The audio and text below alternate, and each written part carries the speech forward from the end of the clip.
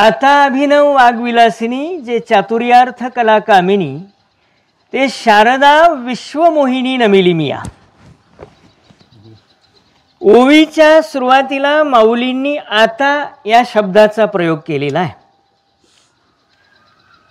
तो कशा करता तर ग्रंथाची सुरुवात करत असताना इतर ग्रंथकारांची सुरुवात ही ओम श्री गणेशाय नमः अशी असते, परंतु ज्ञानेश्वरीची सुरुवात ही ओम नमोजी आद्या वेद प्रतिपाद्या जय जय स्वसंवेद्य आत्मरूपा.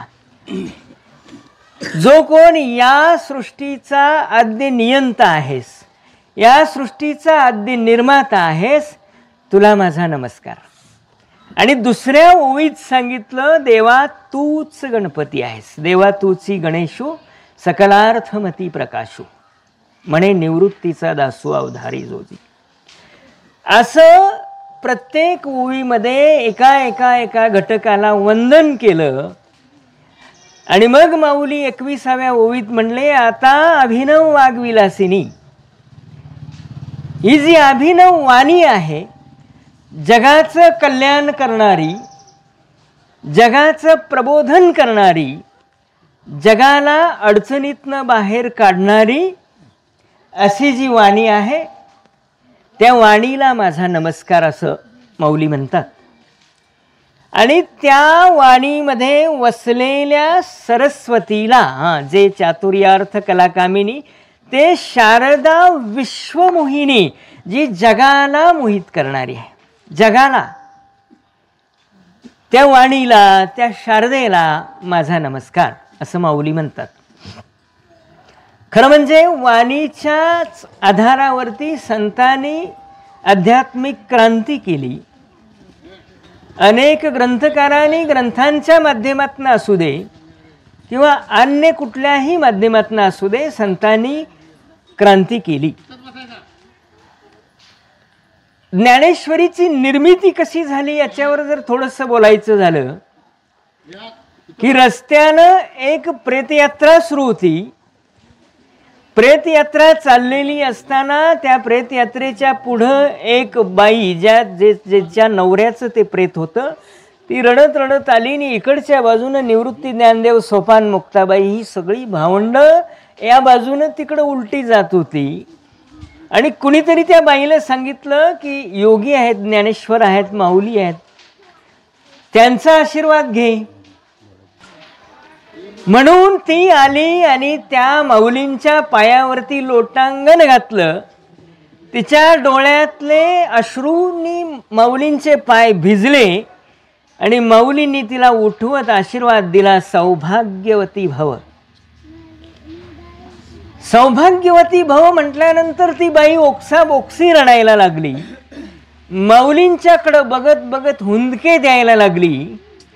आणि मग माऊलीने विचारलं, का ग बाई कशाला एवढी रडतेस तू? त्यावेळेला तिनं सांगितलं, तुम्ही आशीर्वाद काय दिला की सौभाग्यवती भव. आणि ही जे प्रेत यात्रा येते ना, ते प्रेत माझ्या नवऱ्याचं आहे. आता तुमच्या आशीर्वादाचं काय? येणारी प्रेताची यात्रा आहे, ते जे काय प्रेत खांद्यावरनं येतंय लोकांच्या, ते माझ्या नवऱ्याचं आहे. आता तुमच्या आशीर्वादाचं काय? मोठा प्रश्न पडला माऊलींना. त्याला उठवू शकता का तुम्ही?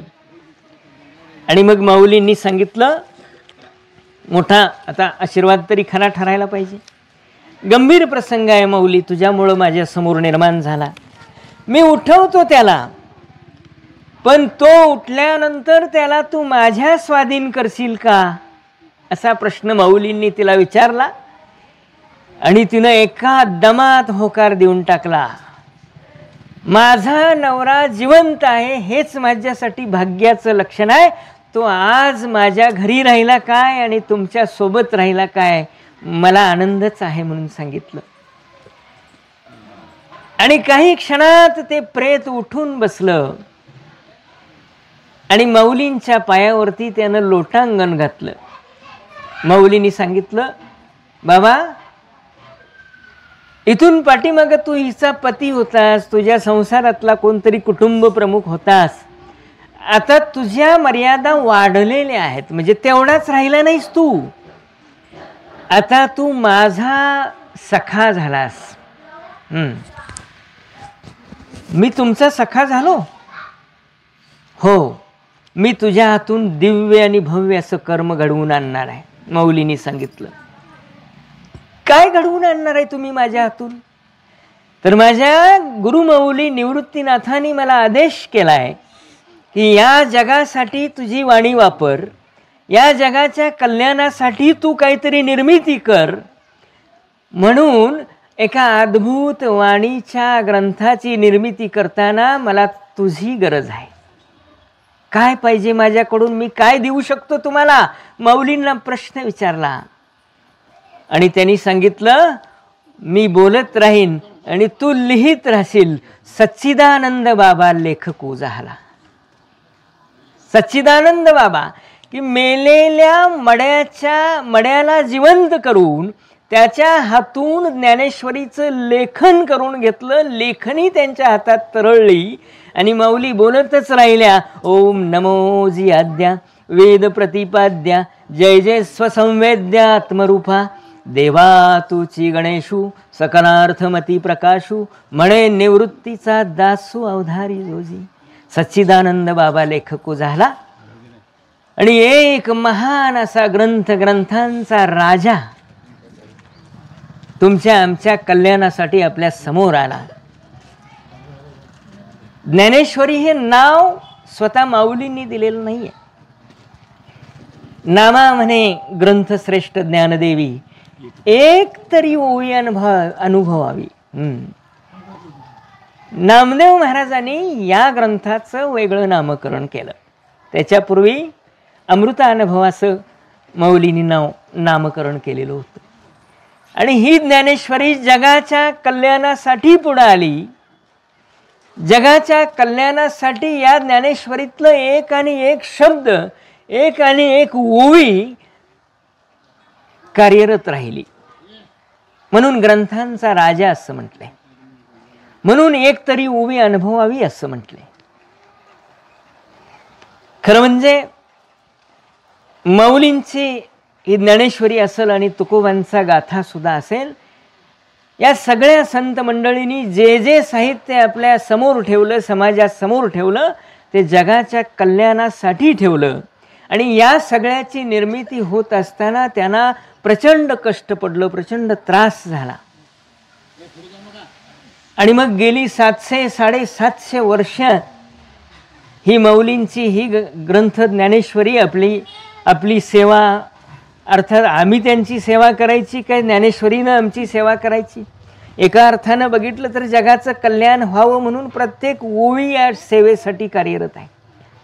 आणि आम्ही त्या प्रत्येक ओवीचा जागर करणं हे आमचं इति कर्तव्य आहे. म्हणून आमच्या हातून ही सेवा घडते आहे. धर्मनाथ बीज उत्सवाच्या निमित्तानं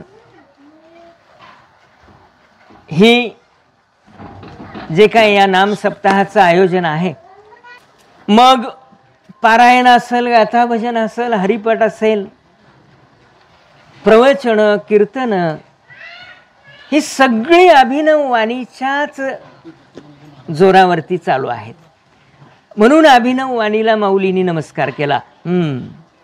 ते शारदा विश्वमोहिनी नमिली मिया, त्या वाणीमध्ये वसलेल्या शारदेला सुद्धा नमस्कार केला. शारदा म्हणजे कोण? तर सरस्वती. शारदा म्हणजे सरस्वती आहे. तुम्ही आम्ही जे करतो देवाचं भजन, ते शारदेचं स्वरूप आहे. तुम्ही आम्ही देवासाठी एखादं भक्तिगीत गात असू, एखादा अभंग गात असू, हे सगळं शारदेचं स्वरूप आहे. म्हणून वाणीमध्ये वसलेल्या शारदेला सुद्धा माऊलींनी नमस्कार केला. अनेक ग्रंथकारांनी असो, संतांनी असो सांगितलं की देव कणाकणात वसलेला आहे, देव चराचरात वसलेला आहे, देव नाही अशी जागा कुठली. विसोबा खेचरांच्याकडं जेव्हा नामदेव महाराज गेले, सांगितलं ज्ञानेश्वर माऊलींनी, मुक्ताईने सांगितलं गुरु कर, गुरु असावा. जसे तुमचे आमचे कोणतरी गुरु आहेत, माझे भरतरीनाथ चौगले महाराज आहेत आणि वारकरी संप्रदायात ज्यांच्या आशीर्वादानं पदार्पण झालं ते परमपूज्य डॉक्टर श्रीकृष्ण देशमुख महाराज, की या वाघापूरचं म्हणजे वाघापुरातलं मला वाटतंय घर आणि घर आमच्या डॉक्टर साहेबांची भक्त आहे, त्यांच्यावर श्रद्धा असणारं असं हे वाघापूर आहे. आणि भक्तीतल्या वाघांचा पूर इथं असावा असंही म्हटलं तरी काय वावगं ठरणार नाही. मग सांगितलं अनेक संतांनी आणि ग्रंथकारांनी की देव चराचरात वसलेला आहे. मग हे अभिनव वाणीच्या माध्यमातून सांगितलं देव चराचरात वसलाय.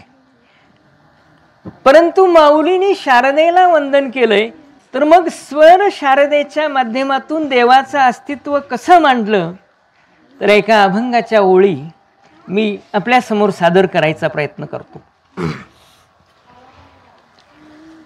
कधी दाह ग्रीष्माचा तू, कधी मेघ ओला, कधी आता ही भगभग आहे, धगधग आहे, आणि कधी तू पावसाच्या गारव्याच्या स्वरूपात आहेस. कधी दाह ग्रीष्माचा तू, कधी मेघ ओला, जनी निर्जनी हा तुझा पाय रोवलेला, कुठं नाहीस तू. चराचरा रंग विसी, चराचरा रंग विसी, रंग तुझा कोणता रे, कोटी कोटी रूपे तुझी, कोटी सूर्य चंद्र तारे. ती शारदा विश्वमोहिनी नमिली मिया. माऊली म्हणतात त्या शारदेला माझं वंदन, देवाचं अस्तित्व दाखवणाऱ्या त्या स्वर शारदेला माझं वंदन, आणि देवाच्या नावाचा जागर करणाऱ्या अभिनव वाणीला माझं, म्हणून म्हटले नमिली मिया. नमस्कार केला 21व्या ओवीमध्ये. या वाणीचा प्रताप काय थोडा नाही. आता चाललेला हा धर्मनाथ उत्सवाचा जो जागर आहे, नाम सप्ताह आहे, हा वाणीच्या आधारावरच चाललेला आहे. आणि वाणीच्या आधारावर चाललेला परमात्म्याचा जागर या चराचरातल्या प्रत्येक घटकाचं कल्याण व्हावं म्हणून चाललेलं आहे, हेही विसरून चालणार नाही. वाणीमध्ये खूप क्रांती झाली, अध्यात्मामध्ये क्रांती झाली. असं काही लोक म्हणतात की पूर्वीसारखी श्रद्धा अलीकडच्या शिकल्या सवरलेल्या मुलांच्यात दिसत नाही असं म्हणतात. परंतु या जगातला महासंगणक ज्या माणसानं बनवला तो विजय भाटकर या माऊलींच्या याच ग्रंथावरती परदेशात प्रवचन करतो. हा वाणीचा प्रताप, हा माऊलींचा प्रताप आहे. का निर्माण झाली ज्ञानेश्वरी? त्यांनी आपल्या अद्भुत वाणीतनं निर्मिती केली. या ज्ञानेश्वरीची कशा करता झाली? तर कुरुक्षेत्रावरती अर्जुनाला गीता सांगितली भगवंतानं, ती संस्कृतमध्ये सांगितली. कुरुक्षेत्रावरती अर्जुनाला सांगितलेली गीता ही संस्कृतमध्ये सांगितली. त्या गीतेचा जन्म सुद्धा कशासाठी झाला? तर अर्जुन शस्त्र टाकून गप्पच बसला, तो पुढचं काय करायलाच तयार नाही, म्हणून गीतेचा जन्म झाला. संस्कृतमध्ये गीता सांगितली भगवंतानं. कर्मावर मार्गदर्शन केलं, ज्ञानावर मार्गदर्शन केलं, भक्तीवर केलं, त्यागावर केलं. अर्जुना, तू भाऊबंधांशी लढायचं नाही आहेस, त्यांच्यात वसलेल्या राक्षसाशी तुझी लढाई आहे, म्हणून गीतेचा जन्म झाला. मग संस्कृतमध्ये भगवद्गीतेचा जन्म झाला मोक्षदा एकादशीला, जे डिसेंबर महिन्यात येते. संस्कृतमध्ये जन्म झाला. भगवंतानं अर्जुनाला दिलेलं सगळंच्या सगळं ज्ञान हे संस्कृतमध्ये होतं. परंतु तुमच्या आमच्यातल्या अर्जुनाला ते संस्कृत भाषा पुरेशी ज्ञान नाही आहे, त्यामुळं अल्पज्ञानामुळं संस्कृत कळत नाही, ग्रंथ कळत नाही. आणि म्हणून निवृत्तीनाथाने आदेश केला गुरुमाऊली म्हणून, ज्ञाना तू आता या लोकांच्यासाठी या गीतेचं स्वरूप मराठीत आण. म्हणून माऊलींनी हा मराठीत आणला ग्रंथ, प्राकृतमध्ये आणला. माझ्या मराठीची बोलू कौतुके, अमृता तेही पैजा जिंके. अमृता खरं म्हणजे एक काळ असा होता सर, आपली मराठी भाषा ही जागतिक भाषा होणार होती असं माझ्या वाचनात आलं. मग त्याला काही बरेचसे अडथळे आले. आता जागतिक भाषा इंग्रजी आहे, पण माझ्या माऊलींची मराठी भाषा ही जागतिक भाषा होणार होती. थोडंसं वाचन झालं, ते कुठंतरी वाचनात आलं माझ्या, आले अडथळे. आणि मग आमची मराठी आमच्या महाराष्ट्राची, आमच्या माऊलींच्या या भारत राष्ट्राचीच राहिली. असो, मग संस्कृत भाषा ह्या आमच्यातल्या अर्जुनाला कळत नाही, म्हणून प्राकृतमध्ये या भगवद्गीतेची, या गीतेची निर्मिती झाली. गीता अलंकार नाम ज्ञानेश्वर.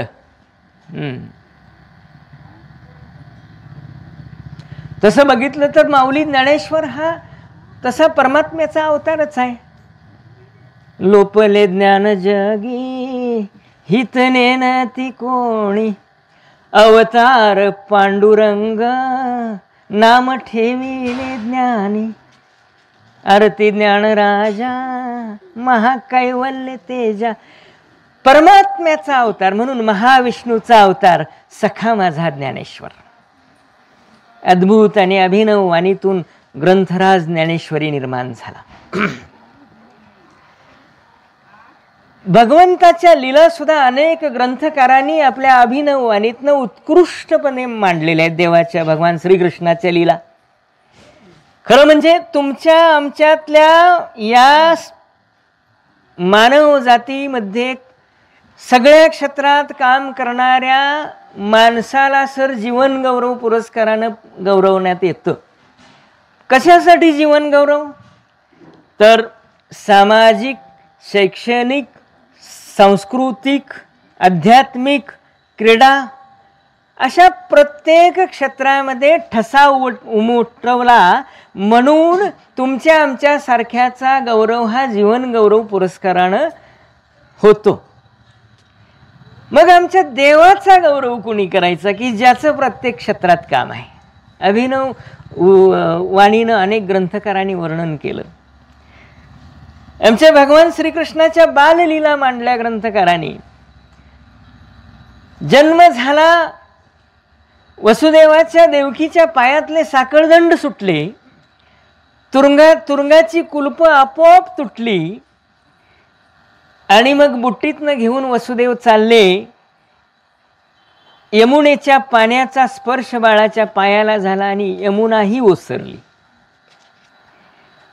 परंतु तिथं मावशीकडे राहत असताना, यशोदा मैयाकडे राहत असताना त्यांच्या ज्या काही लीला आहेत त्या खूप प्रसिद्ध आहेत. मग ते दह्या दुधाची चोरी असेल, अनेक गोपिका यायच्या यशोदेला सांगायच्या, बाय तुझं कार्ट लय वाढलाय म्हणायच्या, माझ्या घरातले सगळ्या डेरे फोडून टाकले. आणि मग ती खांबाला बांधायची आणि त्याला चोप द्यायची, त्याच्या कानाचा गड्डा उपटायची, म्हणायची मूर्ख आहेस का लेका, दुसऱ्याच्या घरात जाऊन हे असं करतात का? त्यावेळेला देव म्हणायचा, नाही मैया मी कुठं काय केलं. तर काय सांग, ते खोटं बोलतात का? हो अजिबात नाही, जाऊन बघ.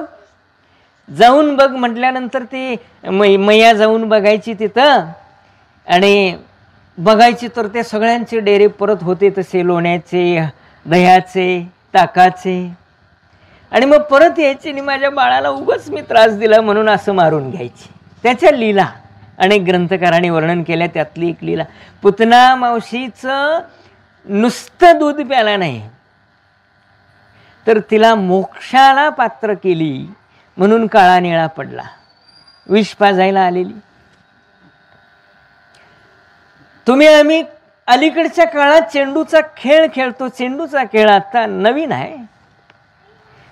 चेंडू गेला म्हणून तो त्या समुद्रात गेला. पोरं म्हणली चेंडू बुडाला, चेंडू बुडाला आणि कालिया मर्दन झालं. काय त्याच्या लीला कशा वेगवेगळ्या क्रीडा क्षेत्रातलं सांगतो. चेंडू नवीन नाही, चेंडू आमच्या देवाचा आहे. हां, कृषीची क्रांती शेतीमध्ये सगळ्या गोपगड्यांना घेऊन दररोज आपल्या गाई गुरांना घेऊन तो रानावनात जायच्या, त्या तुडुंब चरायच्या. आणि त्या गायींचं पालन करणारा आमचा गवळी त्याच्यापासून दूध, दही, तूप सगळ्याची निर्मिती करायचा आणि मथुरेच्या बाजारात जाऊन त्याची विक्री व्हायची. व्यापारात सुद्धा आमचा देव आहे. पोट कसं भरायचं हे शिकवणारा आमचा देव आहे. अभिनव वाणीनं वर्णन देवाचं केलंय अनेक ग्रंथकारांनी. आमची जी गोमाता आहे ती प्रत्येक घरात असायलाच हवं, हा त्यावेळेचा संदेश आहे. आता आम्हाला कळायला लागलं, परंतु त्यावेळेला आमच्या त्या गोमातेच्या शेणावरती पिकणारी शेती जी होती ती अशी तर्र होती. तिचं चैतन्य, तिचं सौंदर्य बघण्यासारखं होतं आणि म्हणून माणसं त्या काळात धष्टपुष्ट होती. अलीकडच्या काळात आमचं म्हणजे माणसाचं ज्ञान इतकं प्रगल्भ झालं की आम्ही देवापेक्षा शहाणे झालो आणि मग युरियाची निर्मिती झाली, सुफलाची झाली, उज्ज्वलाची झाली. माणसाला व्यसन लागावं तसं जमिनीला व्यसन लागलं. आता ते आमच्या मनासारखं वागायला तयार नाही. का तर आम्ही देवाचाच संदेश मोडून टाकला. कृषीमध्ये क्रांती केली आमच्या देवानं, क्रीडा क्षेत्रात क्रांती केली, शैक्षणिक क्रांती काय म्हणाल तर जगाला संदेश दिला की गुरूंच्याकडे जाऊन शिकावं लागतं. उपजतच ज्ञानी. काय गरज होती का सांदीपणी गुरुजींच्याकडे जाऊन शिकले आमचे भगवान परमात्मा श्रीकृष्ण. सांदीपणी गुरुजींना नमस्कार करायचे आणि ते जे जे जे जे त्यांच्या अभिनव वाणीतून ज्ञान मिळेल ते आत्मसात करायचे. कशा करता? जगाला दाखवायचं आहे. शिक्षण ही क्रांती आहे, देवान केली आमच्या. सामाजिक क्षेत्रात तर काय दररोज त्या अनेक गोपगड्यांसह असायचा. मैत्रीचं एक सुंदर असं उदाहरण आहे. सुदामा त्याचा मित्र होता आणि आपला दुसरा पेंद्या त्याचा मित्र होता. गाई गुरं चारायला जेव्हा घेऊन जायचा त्यावेळेला सामाजिकता कशी जपली तर काय सगळ्यांनी आणलेलं अन्न सगळं एकत्र करायचं, त्याचा काला करायचा आणि तो काला वाटायचं काम पेंद्याकडे असायचं. तुम्ही आम्ही कसं उद्या धर्मनाथ बीजाच्या महाप्रसादाला वाटणार आहोत तसं तो काला वाटायचं काम पेंद्याकडे असायचं. थांबू का 2 मिनिटं? एकदा असं झालं, पेंद्याचं वासरू कुठंतरी चुकलं म्हणून पेंद्या गायब झाला. त्या वासराला शोधायला साठी गेला आणि ही सगळी मंडळी खेळत होती. हे सगळे सवंगडी खेळत होते चेंडूचा खेळ. आणि हा बाबा आपला त्या कलंबाच्या झाडावरती डांपीवर बसून बासरी वाजवत होता. त्याच्या बासरीतनं निघणारे सुंदर सुंदर अशी धून जी होती ती ऐकत ऐकत त्या गायी कान फटकारून अशा बघायच्या, खाली बघून चरायच्या, अशा बघायच्या. त्याची बासरी जोपर्यंत चालू आहे तोपर्यंत त्यांचं पोटभर अन्न प्राशन झालेलं असायचं, चारा प्राशन झालेला असायचं. त्याची बासरी जोपर्यंत चालू आहे तोपर्यंत यांचा चेंडूचा खेळ चाललेला असायचा. आणि मग खेळून खेळून खेळून दुपारच्या वेळी यांना भूक लागली की मग म्हणायचे, काड्या उतर रे खाली, आता आपल्याला भूक लागली. सामाजिकता जपली देवानं. आणि हे सगळे बसायचे, पेंद्या काला वाटायचा. परंतु पेंद्याचं वासरू चुकलेलं असताना या सगळ्यांना भूक लागली आणि सगळे लागले गलबलायला, ए उतर बाबा उतर, आता तुझी बंद कर बासरी, बंद कर बघू. तर तो म्हणला, अरे थांबा, पेंद्या इथं गेलंय, पेंद्या गेला इथं. मैत्रीचं सुंदर उदाहरण आमचा परमात्मा आहे. तो जाऊ दे, येऊ दे, कधी येतोय ते, आम्हाला भुका लागल्यात, उतर खाली. देव ऐकायला तयार नाही. देव ऐकायला तयार नाही म्हटल्यानंतर त्यातलं एक होतं आमच्यासारखं जरासं दांडगावा करणारं. ते गेलं आणि देवाच्या हाताला धरलं आणि असं खाली वडलं. चल पहिलं जेवायला बस, भुका लागलेत आम्हाला. तो म्हटला, अरे असं करता येणार नाही, आपला पेंद्या अजून इथं नाही, तो झक मारू दे तिकडं, आपल्याला भूक लागली आहे.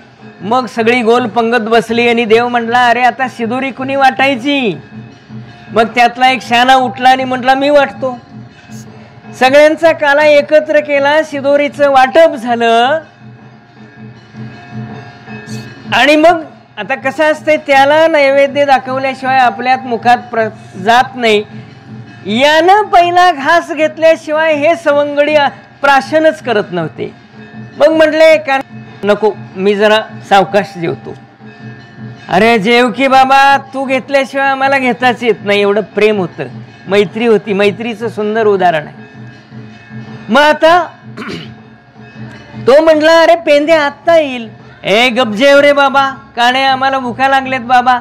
आणि एवढ्या तिकडच्या बाजूनं लंगडत लंगडत लंगडत पेंद्या आला आणि आमचे विनेकरी बुवा उभा आहे तिथं उभा राहिला. आणि बघितलं तर यांची पंगत बसली. नाराज झाला, डोक्यावर हात ठेवले आणि मटकन खाली बसला. पेंद्या अरे कान्या लबाड आहे की रे म्हटला, मला न घेता आज जेवायला बसला. आणि रडायला लागलो ओक्साबोक्सी.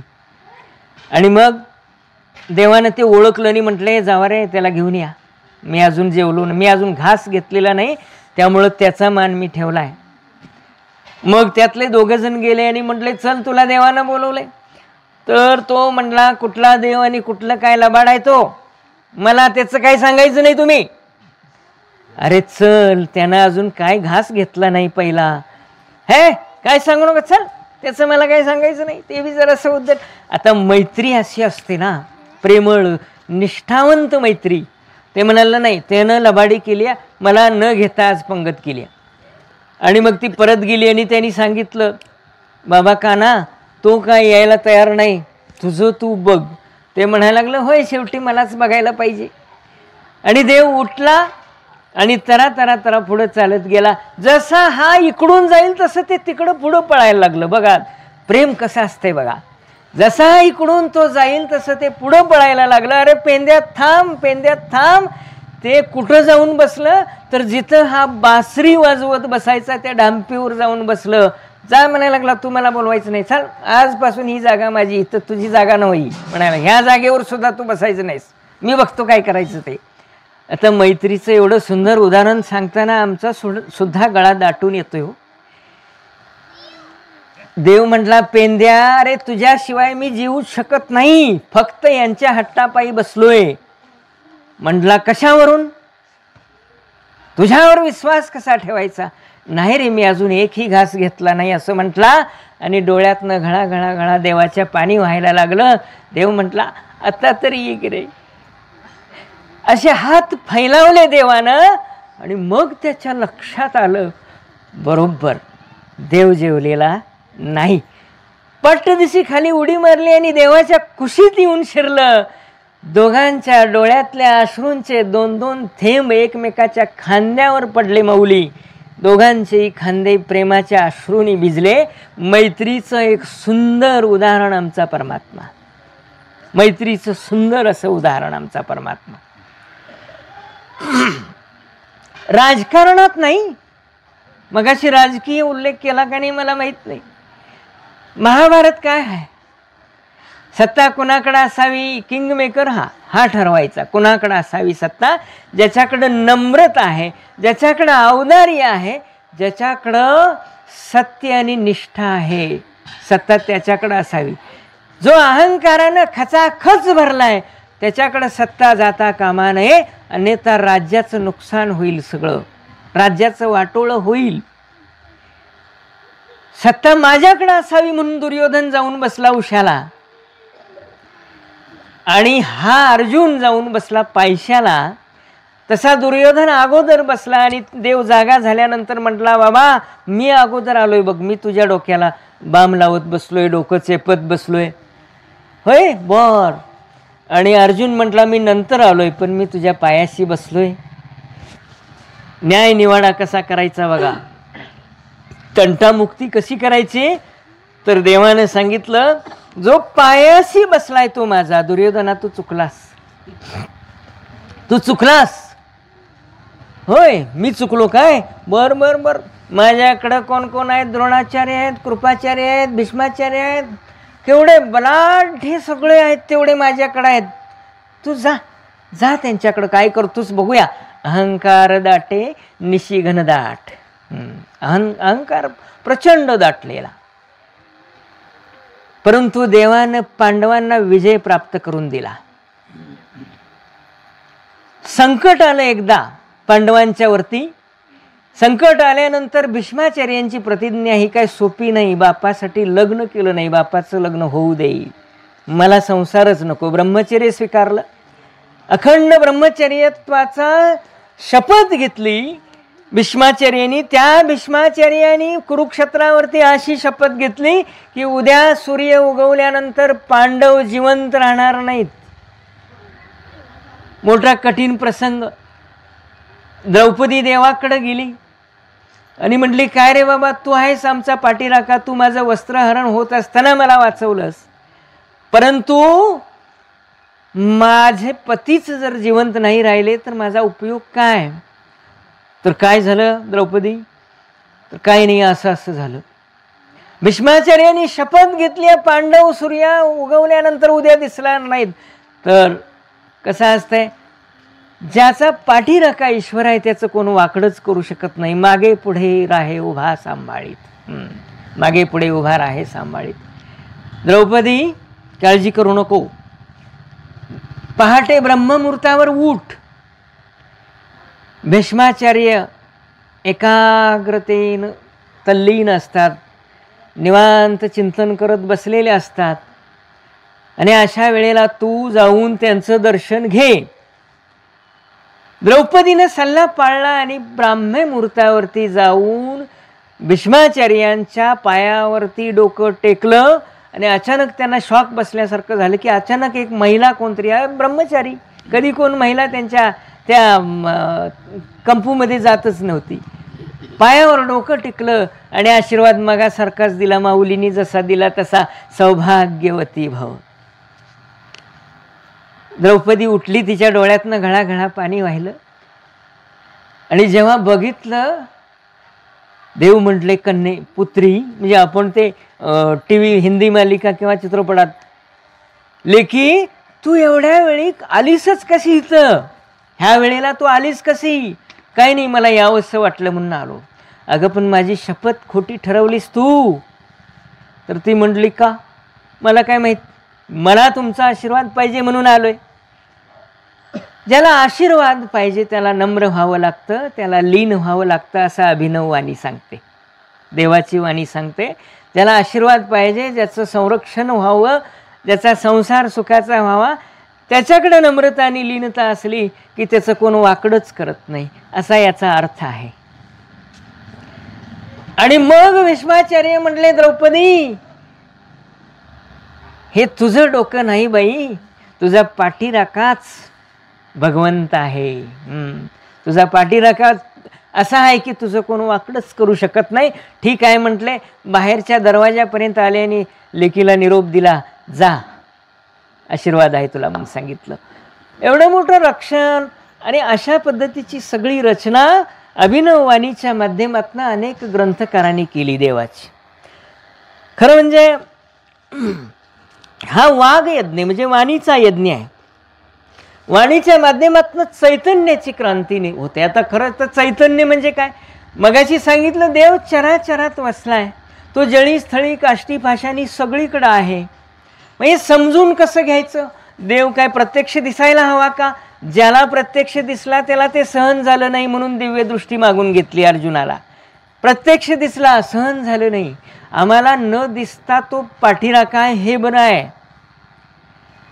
ताक ढवळलं तर लोण्याची निर्मिती आहे, अन्यथा ताक तसंच आहे. ताक ढवळलं तर लोणी. पाणी शांतच आहे, परंतु ढवळल्यानंतरच चैतन्याची निर्मिती होते आणि विजेची निर्मिती होते. म्हणून ही लाईट आहे, म्हणून हा प्रकाश आहे. हे सगळं देवाचं रूप आहे. समजून कुणी घ्यायचं? घुसळल्यानंतर निर्मिती होते त्याचं नाव चैतन्य आहे. घुसळल्यानंतर निर्मिती होते त्याचं नाव चैतन्य आहे. आणि चैतन्य म्हणजेच परमेश्वर आहे. तो कोणी मूर्तीत बघावा, तो कोणी जे जे भेटे भूत तयासी मारी जे भगवंत, कशातही बघावा, कशातही बघावा. ज्ञानावर मार्गदर्शन केलं, भक्तीवर केलं, नीतीवर केलं, नम्रतेवर केलं, त्यागावर केलं. त्यागाचं एक सुंदर उदाहरण इथं द्यावंसं मला वाटतंय. खरं म्हणजे तुकोबारायांनी सुद्धा अद्भुत क्रांती वाणीच्या माध्यमातून केली. तुकोबारायांच्या जीवनावरती 1966 साली चित्रपट निर्माण झाला, संत तुकाराम. संत तुकाराम चित्रपटाची निर्मिती होत असताना या भूमिकेसाठी लायक कोण खूप खूप खूप शोधून एक अभिनेता सापडला. त्याचं नाव विष्णुपंत पागनीस. विष्णुपंत पागनीस हे स्वतः गायकही होते आणि अभिनेतेही होते. आणि संत तुकाराम चित्रपटाची निर्मिती झाली. चित्रपटाचं चित्रीकरण चालू असताना त्या काळात मुंबई नगरीमध्ये मधली सुट्टी झाली आणि हे आमचे कलाकार हॉटेलमध्ये चहा घ्यायलासाठी गेले. विष्णुपंत पागनीस तुकोबाच्या आहे त्या वेशामध्ये हॉटेलमध्ये गेले. आता त्या काळचा काळ हा खऱ्या अर्थानं भक्तीचा, अध्यात्माचाच काळ. अलीकडं अतिशहाणे निर्माण झाले. त्या हॉटेलमध्ये चहा पिणाऱ्या त्या विष्णुपंत पागनीसांच्या डोक्यावरती सगळी बसलेली गिराईक मंडळी होती. ती पटापटा पटापटा येऊन त्यांच्या लोटांगण घालायला लागली. पागनीस म्हणले, अहो असं का, असं का? अहो तुम्ही तुकोबा. असं का? नावात केवढी ताकद आहे बघा, वेशात केवढी ताकद आहे. तुम्ही तुकोबा? नाही नाही नाही, मी विष्णुपंत पागनीस आहे.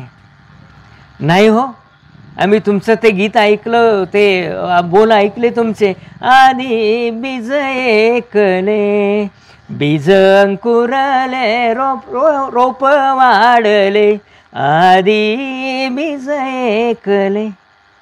शारदा विश्वमोहिनी, आम्ही तुम्हाला बघितलंय, तुम्ही तुकोबा आहे. ए नाही नाही बाबा, मी तुकोबा नाही.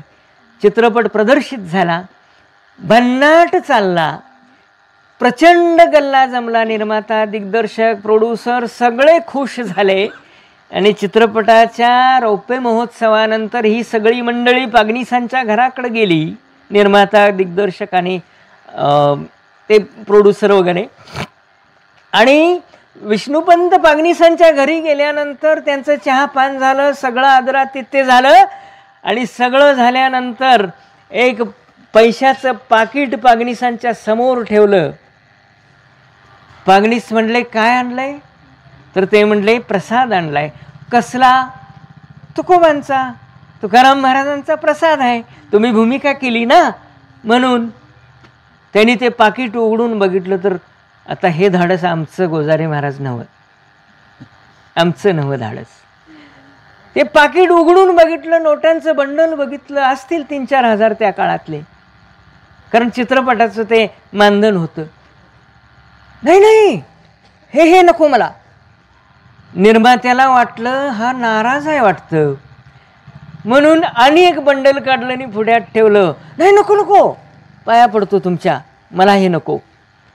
अरे बाबा, चित्रपट आम्ही नवीनच निर्माण केला आहे, नाराज होऊ नका. तुमची नाराजी आम्ही पुढं मागं अजून काम करणार आहे त्यावेळेला दूर करतो. नाही नाही, असं करू नका विष्णुपंत, घ्या बरं का, स्वीकारा स्वीकारा. विष्णुपंत म्हटले, नाही, मला चालणार नाही. आणि पुन्हा बॅगेत हात घातला आणि एक बंडल पुढ्यात ठेवलं. आणि विष्णुपंत त्यांच्या डोळ्यातनं घळाघळा पाणी व्हायला लागलं आणि म्हटले, विष्णुपंत बाबांनो, मी तुकोबा झालो, हे माझ्या आयुष्यात मिळालेलं सगळ्यात मोठं मानधन आहे. याच्यापेक्षा मोठं मानधन तुम्ही देऊ शकत नाही आणि मला हे असलं मानधन नको. मग त्यांच्या लक्षात आलं की विष्णुपंत मानधन घ्यायला तयार नाहीत. त्याग केला त्या मानधनाचा. जुना चित्रपट जरूर बघा, संत तुकाराम. आणि त्या काळापासून चालत आलेले तुकाराम महाराजांचे फोटो बघा.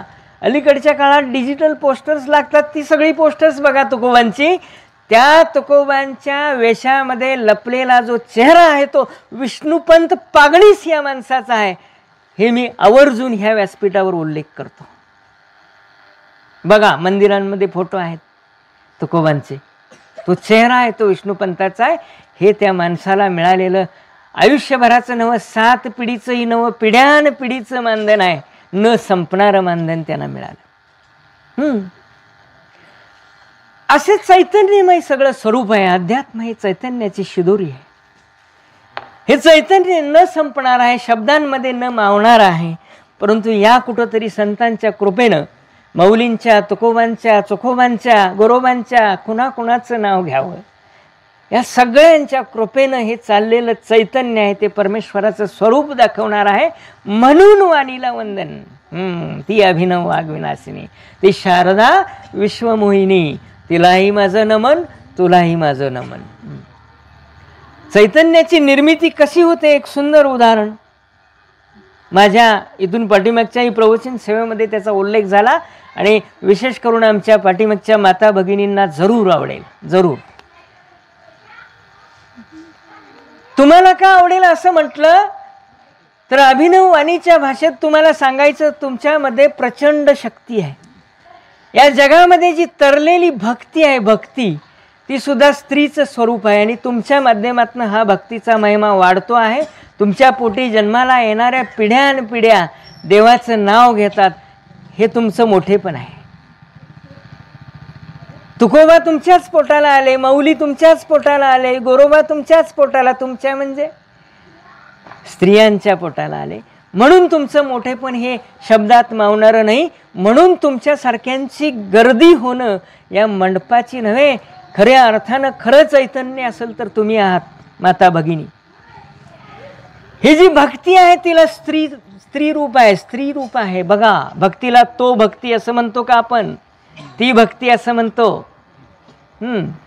शक्ती आहे, त्या शक्तीला तो शक्ती म्हणतो का आपण? ती शक्ती म्हणतो. आम्हाला सगळ्यांना पाणी पाजणारी जी गंगा आहे तिला तो गंगा असं म्हणतो का? तो समुद्र आहे, खारट आहे हो, पण ती गंगा आहे की आम्हाला जगवायचं काम करते. ती आहे, स्त्री आहे ती. तुमचा आमचा सगळ्यांचा भार जी पेलते तिचं नाव पृथ्वी आहे, पृथ्वी माता आहे.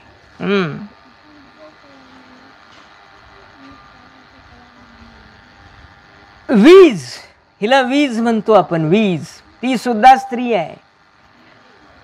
विद्येची देवी, स्वरांची देवी सरस्वती आहे.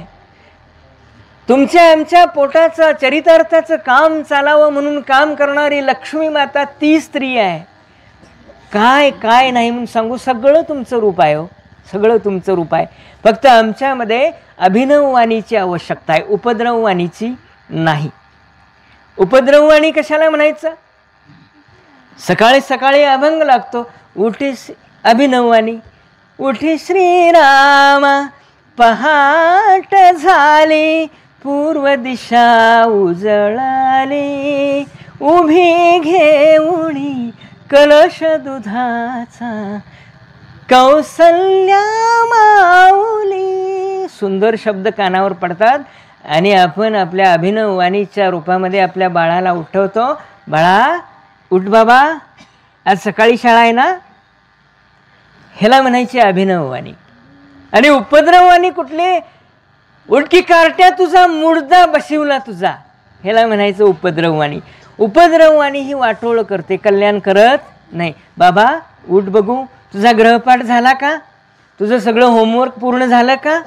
सरांनी शिक्षा देऊ नये, गुरुजींनी देऊ नये, बाईंनी शिक्षा देऊ नये, सगळं चोख कर बरं का. जाताना देवाला नमस्कार कर बघू, संध्याकाळी शुभंकरती म्हण बघू, पसायदान म्हण बघू. अभिनववाणी सांगते. आणि उपद्रववाणी काय सांगते तर एकमेकाची घरं कशी पेटवायची हे सांगते. म्हणून अभिनववाणीला वंदन कशासाठी तर एक घरं बांधायचं काम करते. एकमेकाची घरं बांधायचं काम कुठली वाणी करत असेल तर तिचं नाव अभिनववाणी आहे. एखादा पेशंट असेल, त्या पेशंटला आधार देते, तिला म्हणायचं अभिनववाणी. घाबरू नकोस, परमेश्वर तुझ्या पाठीशी आहे रे. तू कुणाचं काय वाईट केलंस? तुझं काही वाईट होणार नाही, तुझं कोण वाकडं करू शकत नाही. त्याच्या अंगात त्या गोळ्या खायच्या आधी शक्ती, ती बरं वाटतंय त्याला. आणि अशी एखादी अवदसा तिथे जाती, म्हणते काय रे बाबा तुझ्याच वाट्याला हे काय म्हणून तू कुणाचं वाकडं केलतस? अहो ते 4 दिवस आधीच मरण. उपद्रववाणी. आणि अशी वाणी कोण वापरू नका बरं का, पाया पडतो तुमच्या. पेशंटला आधार द्या, अभिनववाणीचा आधार द्या. माऊलींची वाणी आहे ती, तुकोबांची वाणी आहे. जगायला शिकवा, लवकर मरल असं काय करू नका, असा संदेश संतांचा आहे, माझा नव्हे. चैतन्याची निर्मिती कशी होते एक सुंदर असं उदाहरण चित्रपटातलं असलं तरी मी विशेष करून मगाशी माता भगिनींचा उल्लेख केला की तुमची शक्ती फार मोठी आहे. तुम्हाला काय आवडतं, तुम्हाला स्वर आवडतो. माझे वडील एक पुरुष होते, प्राथमिक शिक्षक होते. मला आठवत नाही, पण माझा धाकटा भाऊ प्राध्यापक आहे न्यू कॉलेजला सर.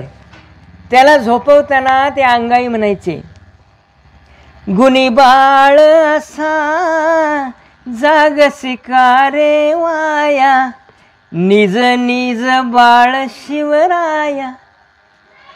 असे शब्द जेव्हा त्याच्या कानात जातील तेव्हा डीजेवर नाचल म्हणता.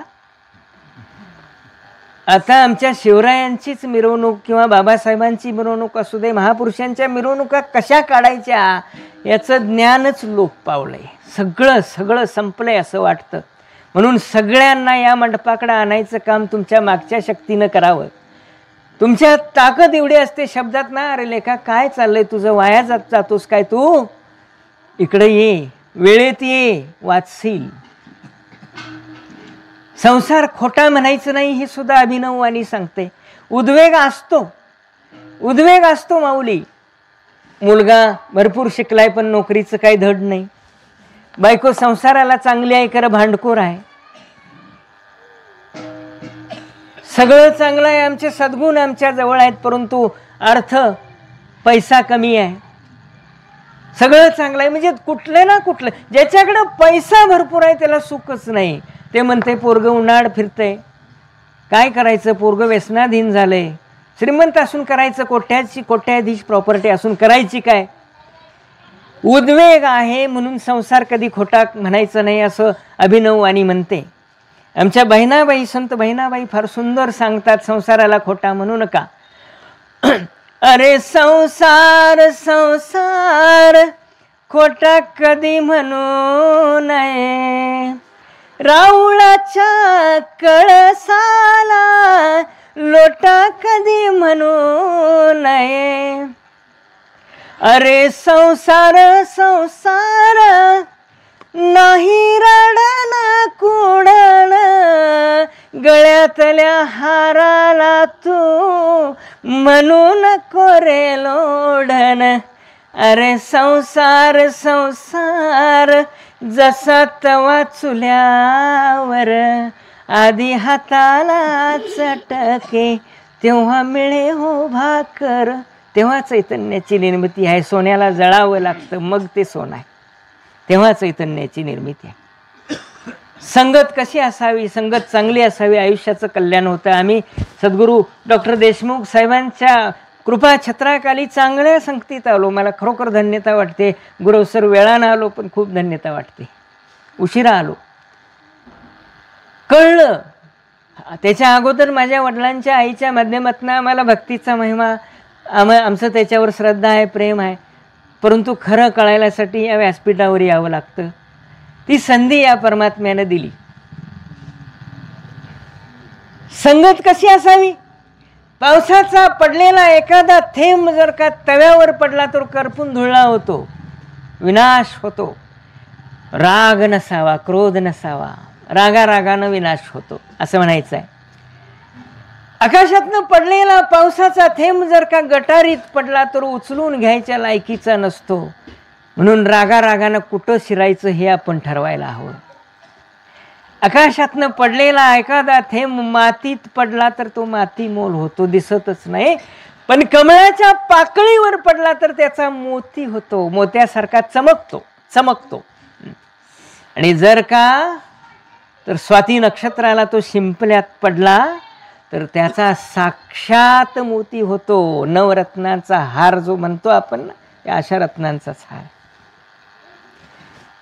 जाता जाता एक सुंदर असं उदाहरण द्यावं असं मला वाटतं. चैतन्याची निर्मिती होते तरी कशी, देव आपल्याला दिसतो तरी कसा. आज सकाळी आमचे एक पंडेवाडीचे मित्र आहेत, वारकरी आहेत, ते म्हणायला लागले देव आहे हो, पण प्रत्यक्षात बघायचं तसं नाही करायचं आपण. तर म्हटलं तुम्ही एखादं उदाहरण सांगा. आज सकाळचंच काय सांगा बरं, तुम्हाला कसा देव दिसला. तर ते म्हणायला लागले माझा शेती सेवा केंद्राचा उद्योग आहे, खतं औषधं बी बियाणं. कोरोनाच्या काळात डब घाईला आला आणि माझी अवस्था फार वाईट झाली. नजीकच्याच काळात 4 चाकी एक गाडी घेतलेली होती. त्या गाडीचे गेले 2 वर्ष हप्ते व्यवस्थित जात होते, महिन्याला 12-13 हजाराचा हप्ता. माझा हप्ता तटला माऊली आणि बँकांची लोक दाराला यायला लागली. मी म्हटलं आता पांडुरंगा तूच बघ, तुझी माळ माझ्या गळ्यात आहे. फार मोठा घन प्रश्न. बँकेतनं एखाद्या मॅनेजरचा फोन यायला लागला, 60 दिवशी हप्ता भरा नाहीतर गाडी वडून नेणार. असाच परमात्म्याच्या फोटोसमोर बसलो आणि सांगितलं बाबा सावरायचं काम तूच कर, आणि हे जर तू नाही केलंस तर काय होईल. मी घेतलेली वाघापूरकरांना दाखवलेली माझी ही मिजाज आहे, 4 चाकी गाडी आहे, ती वडून नेतील म्हणतील. झाला बघा कंगाल. नाचत होता, झाला कंगाल. देवा तूच बघ, मागे पुढे उभा राहे सांभाळीत. आणि त्यांना अचानक 2 दिवसामध्ये 25,000 रुपये खात्यावरती जमा झाले. ते कसले तर त्यांचा जो TDS कट होऊन सर राहिलेले पैसे होते, त्यांचा जो टॅक्स कट झालेला त्याचे पैसे त्यांच्या खात्यावर जमा झाले. अक्षरशः कसले पैसे जमा झाले बघायला गेले तर हे कुणीही दिलेले नव्हते, देणेकऱ्यांनी पैसे दिलेच नाहीत कोरोनात. तब्बल 25,000 आले. डोळ्यातनं घळाघळा पाणी वाहिलं. जाऊन परमात्म्याच्या पायावर डोकं ठेवलं आणि सांगितलं तू आहेस रे बाबा, कोरोनाचा काळ गेला, आज उत्तम स्थिती आहे, आज उत्तम आहे, देव दिसला होतो, पण त्याच्यावर श्रद्धा अपुरी असेल तर तो दिसत नाही. एक चित्रपट साधी माणसं नावाचा त्याच काळातला, संत तुकारामाच्या नंतर मला वाटतंय तो आला. भालजी पेंढारकर नावाचं मराठी आणि भारतीय चित्रपट सृष्टीतलं मोठं नाव, साधी माणसं नावाचा चित्रपट बनवत असताना एक लोहाराचं जोडपं सर त्याच्यामध्ये आहे. एक लोहार आहे, तो रोज घन मारतो, खुरपी कोयतं अवजारं तयार करतो, आणि त्याची ती बायको आहे ना, ती त्याला साथ देत असते, भाता ओढत असते. नवरा बायकोचा सुंदर असा संसार चाललाय त्या साधी माणसं चित्रपटामध्ये. आणि भालजी बाबाच्या असं मनात आलं की या लोहाराचा देव कुठल्या तरी गाण्यातनं दाखवला तर बरं होईल, म्हणून अनेक गीतकारांना त्यांनी फोन केले. काही जणांना ते लोहाराचा देव कुठला दाखवायचं कळलंच नाही. कुठला दाखवायचा, ज्योतिबा, भूतोबा, मसोबा, कुठला देव दाखवायचा लोहाराचा. पुन्हा परत माता भगिनी तुमच्याकडे येतो. इथं परत स्वर शारदेचा प्रयोग आहे. जगदीश खेबुडकरला निरोप पाठवला. याच कोल्हापूरच्या मातीतलं आमचं रत्न आहे, कोल्हापूरचे खेबोड्याचीच ते. जगदीश खेबुडकर तातडीनं बाबांच्या समोर हजर झाले आणि बाबांना विचारलं बाबा का आठवण केली. तर म्हटले अरे जगदीश, मी असा साधी माणसं नावाचा चित्रपट करतोय, त्याच्यामध्ये लोहाराच्या देवाचं गाणं पाहिजे आहे आणि ते तू लिहू शकशील असं मला वाटतंय. खेबुडकरांना प्रश्न पडला, बाबा देव कोणता, लोहाराचा देव तरी सांगा, मग लिहितो 4 काय ओळी सुचल्या तर. बाबा म्हटले ते तुझं तू बघ, चैतन्याची निर्मिती होते कशी माऊली, तुझं तू बघ म्हटल्यानंतर खेबुडकर विचारात पडले. त्या काळात बाबांचा दरारा मोठा, लता दिदी ही सगळी मंडळी घाबरायची त्यांना, बाबा भालजी पेंढारकरांना. थोडा वेळ असं चिंतन केलं, असं केलं, जरा कपाळाला आठ्या आल्या, जरा खाजवलं, आणि मग खेबुडकरांच्या लक्षात आलं की लोहाराची जी आयरन आहे ना तो देवच आहे. किती किती घाव सोसले आजवर, खरं थकली नाही असा तो देव आहे. आणि मग या देवाला वाहिलेल्या ठिणग्या जर फुलं कुठली असतील तर त्याला वाहिलेली फुलं ही त्या ज्या ठिणग्या उडतात ना, ठिणग्या लोहाराच्या भात्याच्या, त्या ठिणग्यांची फुलं या लोहाराच्या देवाला अर्पण करायची असं खेबुडकर म्हटले. आणि क्षणात ओळी सुचल्या, ऐरणीच्या देवा तुला ठिणगी ठिणगी वाहू दे. देव कसा बघायचा, चैतन्याची निर्मिती कशी तर अशी. कसे बोल आहेत त्या ऐरणीच्या देवा गाण्याचे, या भक्तिगीताचे. पहाटेच आपण ऐकतो ते भक्तिगीत म्हणून. लेऊले न गरिबीचं चण खाऊ लोखंडाचं, घाव बसल घावावरी, बघा घाव बसल घावावरी, सोसायाला झुंजायाला अंगी बळ येऊ दे. आभाळगत माया तुझी आम्हावरी राहू दे. ऐरणीच्या देवा तुला ठिणगी ठिणगी वाहू दे, आभाळागत माया तुझी आम्हावरी राहू दे. धनी मातुर माझा देवा, वाघा वाणी राहू दे. ही देवाकडे मागणी आहे, त्या चैतन्य रूपी परमात्म्याकडे मागणी आहे. धनी कसा राहू दे? वाघासारखा राहू दे, अशी मागणी आहे त्या चैतन्याकडं. केवढं सगळं आहे हो, प्रचंड आहे, प्रचंड आहे. किती सांगावं तेवढं थोडंच आहे. दिव्य आणि भव्य विचार आहेत, या दोन्हीमध्ये तफावत आहे, ते समजून घ्यायला आपण हवं. या ठिकाणी चाललेलं पारायण हे दिव्य आहे. याच ठिकाणी चाललेलं प्रवचन, या ठिकाणी चाललेलं भजन आणि संकीर्तन, नाम संकीर्तन हे दिव्य आहे. आणि जेव्हा त्याला आपण चांगला आकार देतो त्यावेळेला ते भव्य स्वरूप. हा भरलेला मंडप आता भव्य आहे आणि दिव्य पण आहे. परंतु काही ठिकाणी फक्त भव्य आहे, तिथं दिव्य असेलच असं नाही. नंतर लक्ष जाते तो माईक आहे. काही ठिकाणी भव्यता आहे आणि आमची पोरं आता तिकडच चालल्यात. लग्नाची वरात भव्य आहे, लग्नाची वरात भव्य आहे, पण दिव्य असेलच असं नाही. दिव्य कधी होती? जेव्हा मर्दानी खेळ असायचे, जेव्हा दांडपट्टा असायचा, लेझीम हलगी असायची, ढोल ताशे असायचे, तेव्हा ते दिव्य होतं. आता हिजड्यांचा नाच आहे, भव्य आहे पण दिव्य नाही, दिव्य नाही. अलीकडे महापुरुषांच्या नावानं तुम्ही आम्ही मोलमजुरी करून 100-200 रुपये या मंडळाच्या पोरांना देतो, पण आमच्या परमात्मा गणेशाची मिरवणूक सुद्धा भव्य आहे, पण दिव्यता कुठं दिसायची कमी झाली आहे हो. निदान ज्याची पहिली पूजा आपण प्रथम करतो त्याच्या पुढं तरी कसं असावं हेही विसरलो. या उत्सवांची निर्मिती होताना स्वातंत्र्यपूर्व काळामध्ये माणसं एकत्र यावीत या उद्देशानं हे सुरू झालं आणि स्वातंत्र्यानंतर सगळं बिघडलं. या मिरवणुका भव्य आहेत पण दिव्यता नाही. म्हणून दिव्यत्वाची जेथे प्रचिती तेथे कर माझे जुळती असं साने गुरुजी म्हणतात. जिथं दिव्यत्व आहे तिथं माझा नमस्कार. जर गणेशाच्या पुढ्यात नको त्या बाहेरच्या कुठल्या तरी नर्तकीनं आणून नाचवलं जात असेल तर तुम्ही आम्ही बघायला जाणारे सुद्धा मूर्ख आहोत हे आमच्या मनाला जेव्हा आम्ही समजून सांगणार तेव्हा आमच्या डोक्यात दिव्यता आहे असं समजायचं. किमान बघायला तरी जायचं नाही. आमचे पालक अनेक अर्थानं जातात की कुठंतरी पोर दंगा करील, कुठंतरी भांडणं करील, अनेक अर्थाने जातात. पण आपण त्याला अगोदरच सांगायचं की कुठल्या दिशेला गेलं तर दिव्यता आहे आणि भव्यता आहे हे समजून सांगता आलं पाहिजे. आज मी माझ्या मुलाला मुद्दाम घेऊन आलोय. तो पदवीच्या लास्ट इयरला आहे, सायन्सचा पदवीधर आहे, म्हणजे आता टीवायला आहे.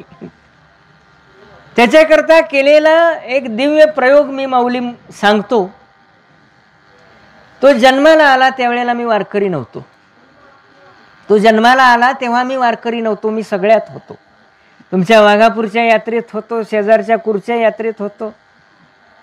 पण जेव्हा त्याचा जन्म झाला तो पाळण्यात असताना मी माझ्या सौभाग्यवतीला म्हटलं की याला आपण शाकाहार सोडून काय दाखवायचं नाही. मग मला प्रश्न विचारला, असं का?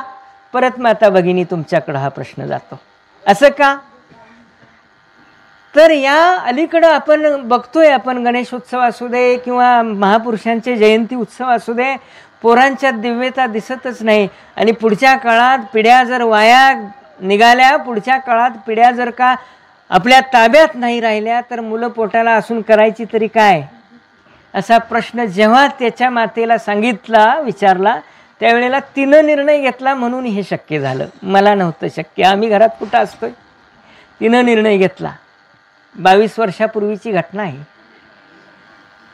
आता तो जन्मतः शाकाहारी आहे, सात्विक आहे, त्याचे मित्र सात्विक आहेत, सगळे आध्यात्मिक आहेत. अभ्यासात सुद्धा वावरणारी मंडळी. खेळ आवडतो, क्रिकेट खेळायला जातो, पण धांगडधिंगा आवडत नाही. मिरवणुकीतल्या धांगडधिंग्यात तो सहभागी होतच नाही. त्यामुळं आमची काळजीच सगळी परमात्म्यानं घेऊन टाकली. ही दिव्यता आहे. दिव्यत्वाची जेथे प्रचिती तेथे कर माझे जुळती यासाठी म्हटलं. मला वाटतंय बोलत राहील तेवढं थोडंच आहे. पुढं कीर्तन सेवा आहे. कीर्तनकार गोजारे महाराज या ठिकाणी आलेत. झालेली आजची सेवा, त्याच्यामध्ये काही चुकीचे शब्द गेले असतील तर ते माझे समजून मला परत द्या, आणि जे काही योग्य असतील ते माझे परम सद्गुरू भरतरीनाथ महाराज खेडे तालुका आजरा आणि माझे परम सद्गुरू डॉक्टर श्रीकृष्ण देशमुख महाराज मुरगुड आणि या पृथ्वीवर निर्माण झालेले सगळेच्या सगळे संत, सगळेच्या सगळे महंत असे उपक्रम, असे सप्ते चालावेत म्हणून प्रत्येकाचा मूठ पसा याच्यामध्ये सहभाग होतो आहे. ते सगळे, या सगळ्यांच्या, तुम्हा सगळ्या श्रोते संतांच्या चरणावरती, नवनाथ महाराजांच्या, धर्मनाथ महाराजांच्या चरणावरती माझी ही सेवा अर्पण करतो आणि झालेली सेवा पूर्णविराम देतो. पुंडलिक वरदा हरी विठ्ठल.